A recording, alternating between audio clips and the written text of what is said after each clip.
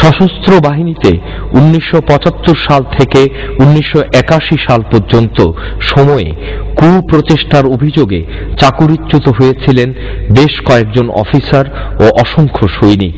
ক্ষমতাসীন সরকারকে উৎখাত ও সশস্ত্র বাহিনীর সৈনিকদের বিপথগামী করার অভিযোগে 20 মে 1981 সালে লেফটেন্যান্ট কর্নেল নুরুন্নবী খান বীর বিক্রমকে 2 বছরের কারাদণ্ড ও চাকুরির থেকে বরখাস্ত করা হয়েছিল। আমরা এখন লেফটেন্যান্ট কর্নেল নুরুন্নবীর কাছ থেকে জানতে চেষ্টা করব সে সকল দিনগুলোকে। সেনাবাহিনীতে বসন্ত স্বাধীন হওয়ার পর থেকে শুরু হয় লক্ষ্যমেনী ঘটনীয় সেনাবাহিনীর সদস্যদের মধ্যে একটা বিরূপ প্রতিক্রিয়া আমি লক্ষ্য করেছি। 1973 অগস্ট থেকে 1976 অগস্টের ফার্স্ট উইক পর্যন্ত আমি ছিলাম ইংল্যান্ডে স্টাফ কলেজ কোর্সে। এর মধ্যে সবচেয়ে বড় একটি ঘটনা ঘটে যায় বঙ্গবন্ধুর কিলিংসের ঘটনা। এরপরে আরেকটি ঘটনা ঘটে, সেটাও কর্নেল তাহেরকে নিয়ে। তাহের আমরা একসাথে যুদ্ধে ছিলাম 11 নম্বর সেক্টরে। কর্নেল তাহেরের ফাঁসি কার্যকর হওয়ার কয়েকদিন পর আমি দেশে ফিরে আসি। আমার পরিচিত প্রথম যিনি সেনাবাহিনীর পরিচিতদের মধ্যে কর্নেল তাহেরেরই ফাঁসি হয়। এরপরে আরো অনেকগুলো অভ্যুত্থান ঘটে। তো আমি একটা অভ্যুত্থানের সাথে জড়িত ছিলাম, জানানো হয়েছে। সামরিক বাহিনীতে বঙ্গবন্ধুর কিলিং এর পর কেউ বলে 17টা, কেউ বলে 22টা এই ধরনের অভ্যুত্থান প্রচেষ্টা হয়েছে। আসলে সেনাবাহিনীতে এই অভ্যুত্থানগুলোর অধিকাংশই সাধারণ।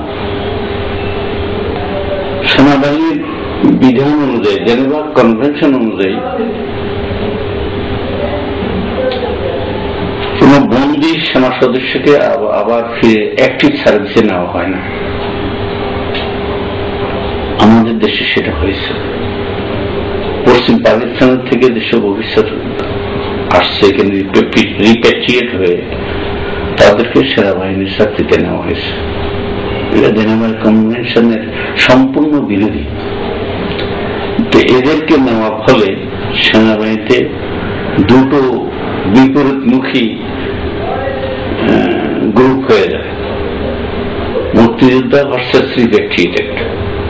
তো রিপ্যাট্রিয়েটেডদের সংখ্যা ছিল বেশি, মুক্তিযোদ্ধা অফিসারদের সংখ্যা ছিল খুবই নগণ্য।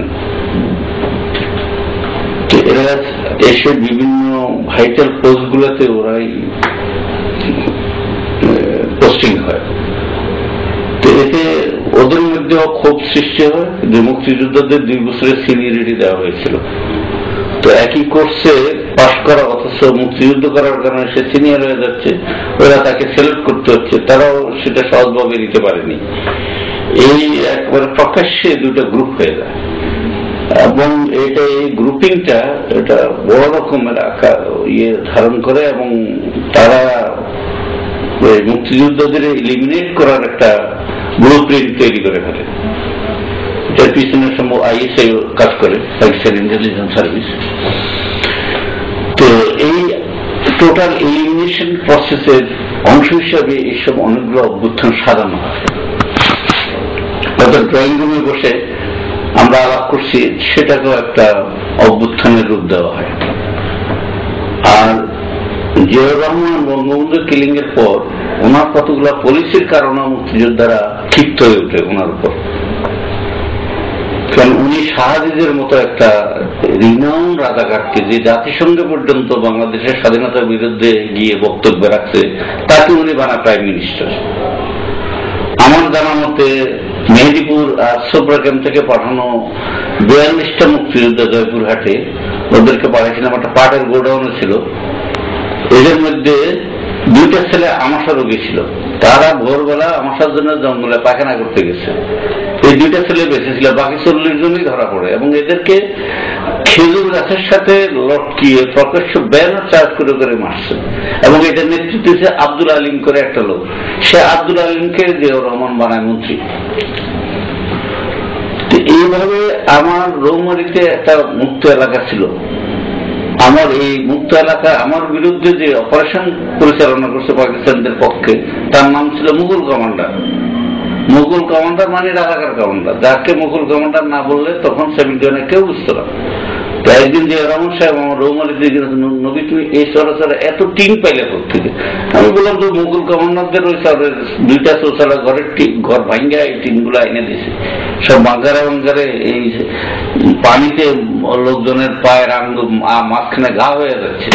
তা আমি সব টিন, এই মুকুল কমান্ডার হলাম এ কে এম মাইরুল ইসলাম মুকুল, যে আবুল কাসেম বলে একজন ছিল পাকিস্তান পার্লামেন্টারি মুসলিম লীগের সেক্রেটারি, পার্লামেন্টের তার ছেলে, সেও তাকে বানায় মন্ত্রী। তো এই কারণে মুক্তিযোদ্ধাদের মধ্যে এই কারণে মুর্শিদুর রহমান জাদুমি সে একজন, সে ইন্ডিয়াতে গিয়ে আবার ফেরত আসছে, ভাসানির সাথে থাকে নাই, ফেরত এসে পাকিস্তানিদের পক্ষে দালালি করছে, তাকে মানে সিনিয়র মন্ত্রী। তো এইসব কারণে জিয়াউর রহমানের উপর মুক্তিযোদ্ধাদের মধ্যে একটা বিতৃষ্ণা এসে যায়, যদিও মুক্তিযোদ্ধা একসাথে যুদ্ধ করছে, সব মুক্তিযোদ্ধা তাদের মধ্যে একটা ক্ষোভ সৃষ্টি হয়। তো এইগুলো আস্তে আস্তে মুক্তিযুদ্ধের মধ্যে একটা অ্যাকশন রিয়াকশন হতে থাকে। তো আর বেশ কিছু মুক্তিযোদ্ধাকে বাদ দেওয়া জিয়াউর রহমান সাহেব ওই রিপেট্রিয়েটেড অফিসারদেরকে, যেমন এরশাদের মতো একটা কুলাঙ্গা, সে 3বার মুক্তিযুদ্ধের সময় পাকিস্তান থেকে, সে ইভেন 25শে মার্চে যখন আর্মি ক্র্যাকডাউন হয়, সে তখন রংপুরে তার বাড়িতে ছিল। 4 এপ্রিল তাকে হেলিকপ্টারে করে ঢাকায় আনা হয়। আয়না সে ইচ্ছা করলে সে 26শে মার্চে 26শে মার্চে সে মুক্তিযুদ্ধে জয়েন করতে পারত, সে করেনি। সে উল্টা দেয়া ওখানে রংপুর ক্যান্টনমেন্ট, রংপুর টাউন ক্যান্টনমেন্টের পাশেই তার বাসা, ক্যান্টনমেন্টের 1/2 কিলোমিটার, সে উল্টা দেয়া ক্যান্টনমেন্টে রিপোর্ট করে, তার আর্মির হেলিকপ্টারে সে ঢাকায় আসে, এসে পাকিস্তানে চলে যায়। এরপরেও আরো 3বার সে আসছে পাকিস্তানির হয়ে এখানে, মানে করার জন্য, ইন্টেলিজেন্স রিপোর্ট নেওয়ার জন্য। তো তাকে বানায় সেনাবাহিনী প্রধান।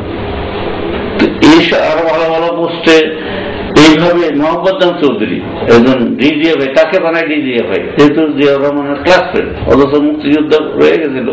এইসব ভাইটাল পোস্টগুলোতে উনি এদেরকে দেয়। এর মধ্যে মুক্তিযোদ্ধাদের মধ্যে একটা প্রতিক্রিয়া সৃষ্টি হয়, এটাকে ভালোভাবে দেখেনি। তো যার জন্য এইসব এরা তখন এই মুক্তিযোদ্ধা এলিমিনেশনের বিভিন্ন এই নাটক সাজাইতে থাকে।